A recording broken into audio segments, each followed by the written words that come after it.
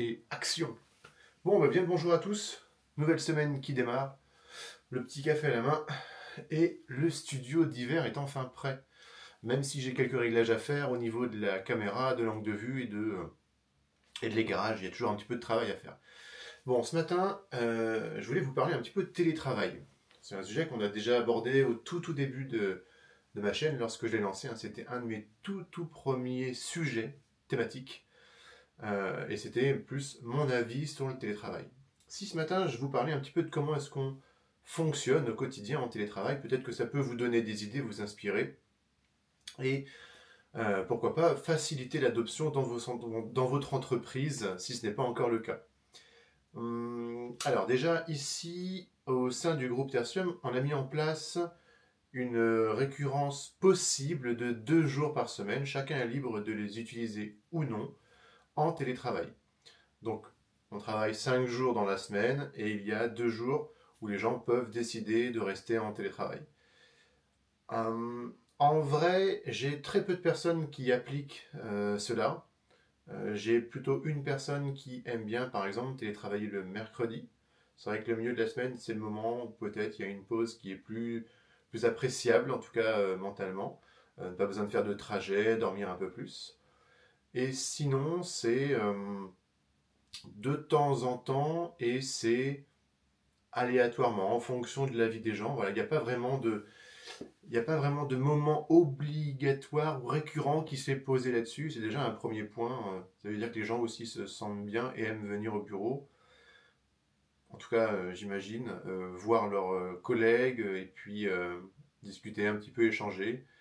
Donc voilà, j'ai pas beaucoup de personnes qui sont coutumières du fait, comme on dit. Alors, nous, tous les matins à 10 h, on a un brief audiovisuel. Audiovisuel, effectivement. Donc, toutes les personnes qui sont ici au sein du groupe, elles vont en salle de réu.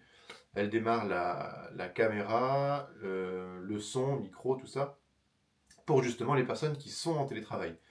Donc, l'idée, c'est que chacun puisse échanger un petit peu sur les projets sur lesquels il a commencé à travailler, aussi sur les projets sur lesquels il a travaillé la veille, et éventuellement les quelques points qui sont compliqués. Je pourrais vous en faire une vidéo sur le brief du matin. Là-dessus, c'est un sujet très intéressant.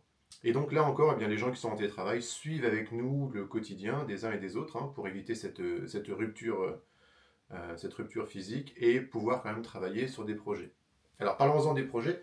Lorsque quelqu'un qui est en télétravail, il a besoin d'intervenir sur un projet avec quelqu'un qui est ici, souvent ils vont partir en casque, micro-casque, sur un Discord, un Zoom, peu importe, et ils vont rentrer dans leur bulle et puis ils vont travailler. Donc j'ai ici quelqu'un qui sera bien physiquement là, mais qui va se couper un peu du reste de l'équipe pendant un quart d'heure, une demi-heure, le temps de résoudre ce problème et de travailler à deux sur la thématique du moment.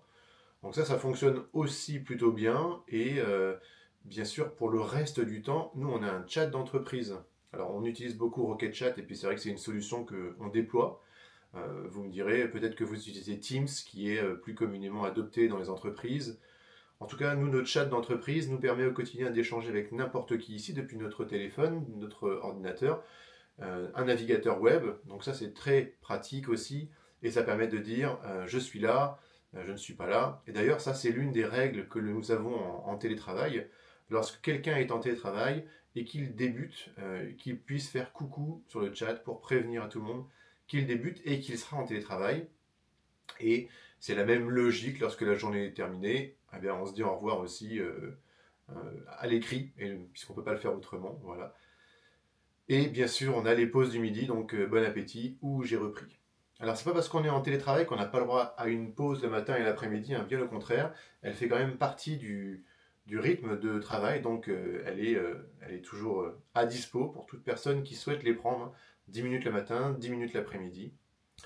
Je peux vous parler ensuite du pointage. Donc nous, on a mis en place il y a déjà quelques temps un pointage à l'arrivée au bureau et à la sortie des bureaux.